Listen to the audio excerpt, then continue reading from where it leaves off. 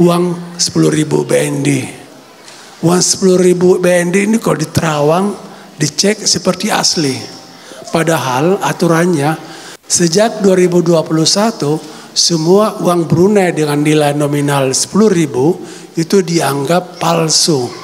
Jadi kalau ada masyarakat kita yang dari Indonesia ke Brunei dengan tujuan untuk menukarkan uang 10.000 itu masuk kategori pidana pemalsuan uang. Dan dendanya itu bisa sampai 6 bulan di penjara dan materialnya 30.000 BND.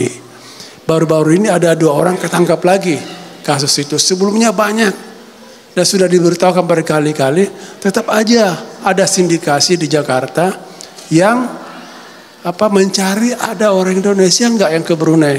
Dititipkanlah uang itu. Kamu coba tukarkan di Brunei. Kenapa enggak ditukar di Indonesia kalau itu uang asli? Kenapa harus di Brunei? Itu pertanyaan paling simpel. Namanya uang kalau asli bisa ditukar di mana saja.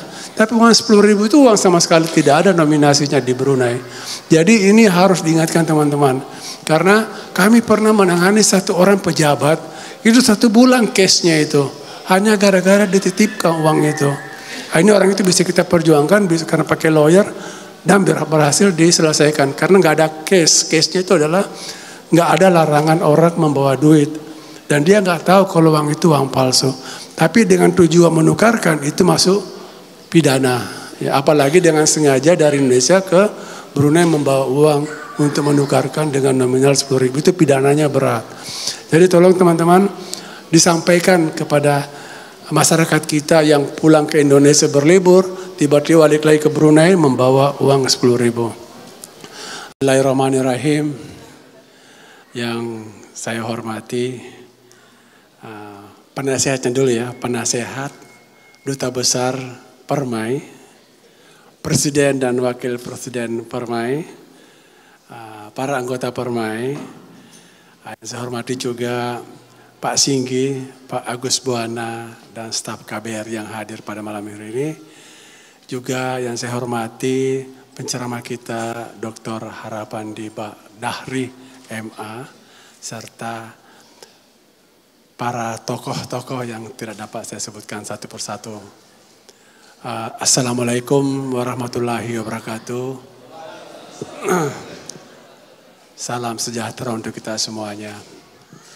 Pertama-tama tentunya marilah kita bersama-sama memanjatkan puji syukur alhamdulillah kepada Allah Subhanahu wa taala karena malam ini kita bisa hadir untuk merayakan Maulid junjungan kita Nabi besar sallallahu alaihi wasallam dan juga sekaligus Maulud Permai yang ke-36. 36 usia yang sudah sangat matang. Sudah saatnya kawin itu kalau biasanya. Dalam kesempatan ini juga kami menyampaikan permohonan maaf Bapak Duta Besar Profesor Dr. Ahmad Ubaidillah yang pada bulan ini baru menyempatkan untuk mengambil cuti tahunan.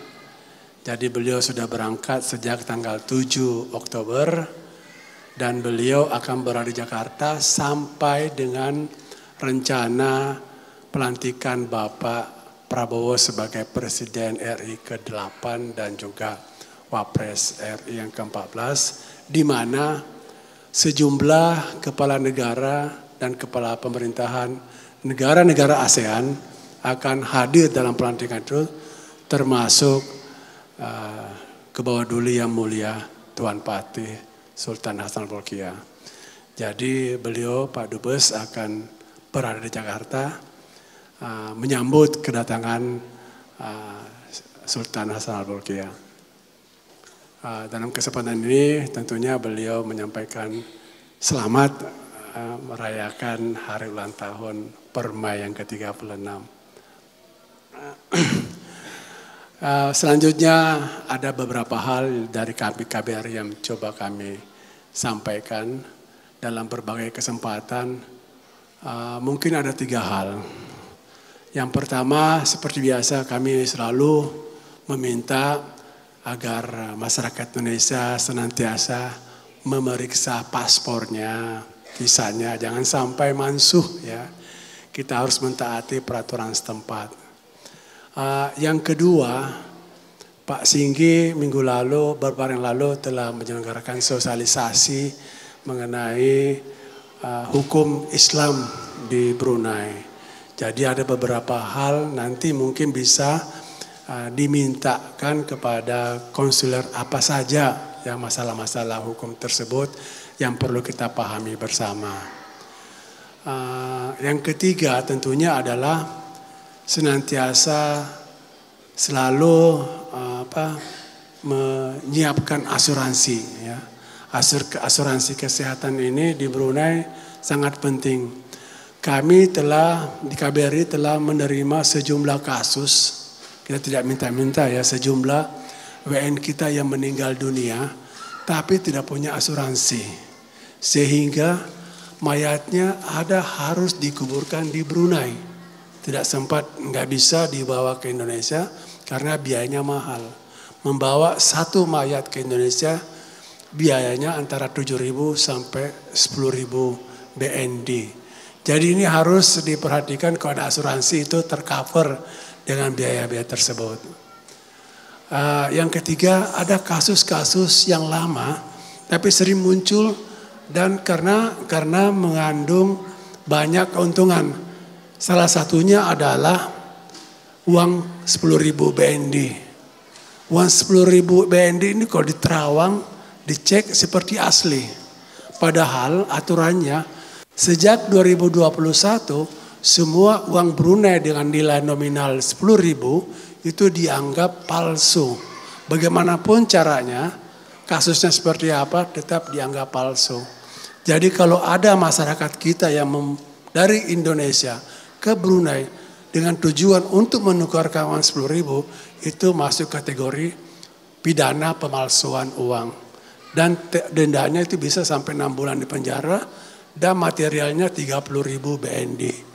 Baru-baru ini ada 2 orang ketangkap lagi kasus itu. Sebelumnya banyak dan sudah diberitahukan berkali-kali, tetap aja ada sindikasi di Jakarta yang mencari ada orang Indonesia enggak yang ke Brunei. Dititipkanlah uang itu. Kamu coba tukarkan di Brunei. Kenapa enggak ditukar di Indonesia kalau itu uang asli? Kenapa harus di Brunei? Itu pertanyaan paling simpel. Namanya uang kalau asli bisa ditukar di mana saja. Tapi uang 10.000 itu uang sama sekali tidak ada nominasinya di Brunei. Jadi ini harus diingatkan teman-teman. Karena kami pernah menangani satu orang pejabat. Itu 1 bulan case-nya itu.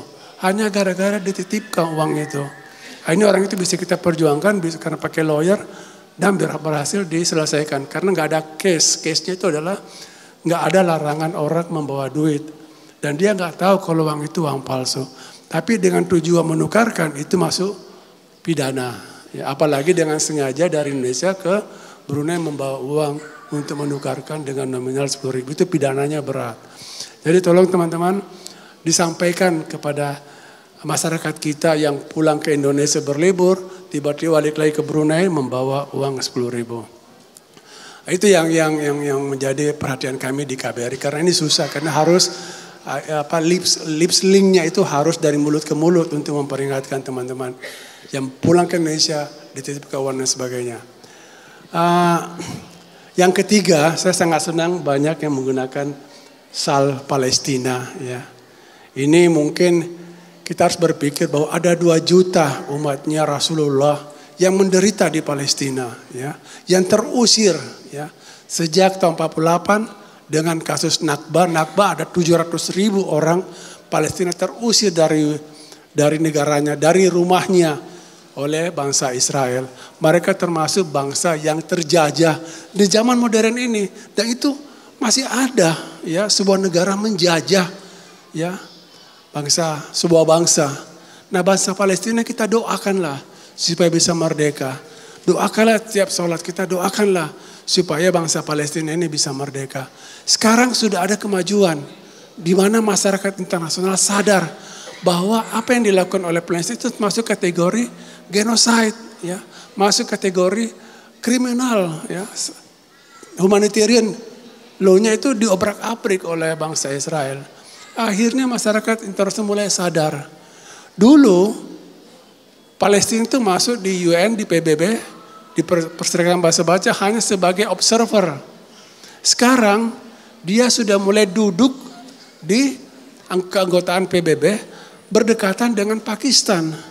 Dia punya hak juga untuk menyampaikan pendapat walaupun belum penuh sebagai anggota PBB. Ini artinya apa? Satu peluang, kita doakan semoga Palestina itu menjadi anggota penuh PBB. Artinya dia bisa mengajukan case-nya di dekolonialisasi Komite 24, dia bisa mengajukan di Dewan Keamanan.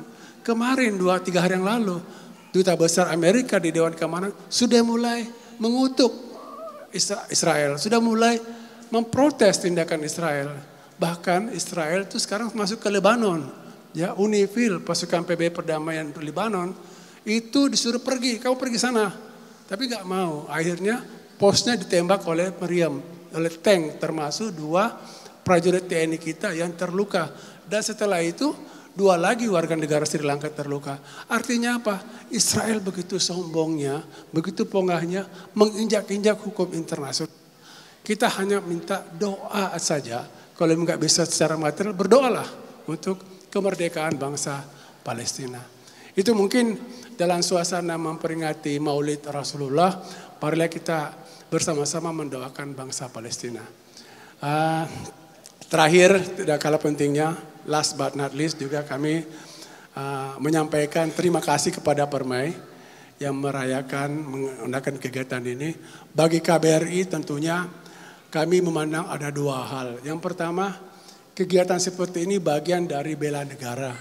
Ya, berdiri menyanyikan lagu Indonesia Raya, menunjukkan citra Indonesia itu adalah bela negara yang kita lakukan secara bersama-sama di luar negeri. Jadi bela negara tidak hanya dengan mengangkat senjata, tapi dengan perilaku kita menunjukkan keindonesiaan kita, itu adalah bagian dari bela negara.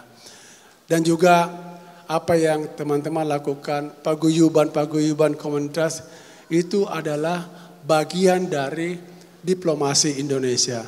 Diplomasi Indonesia ada 4 yang paling utama, namanya promoting, ada negotiating, ada representing, dan ada lagi 1 itu protecting. Jadi yang dilakukan teman-teman menunjukkan keindonesiaannya itu adalah representing.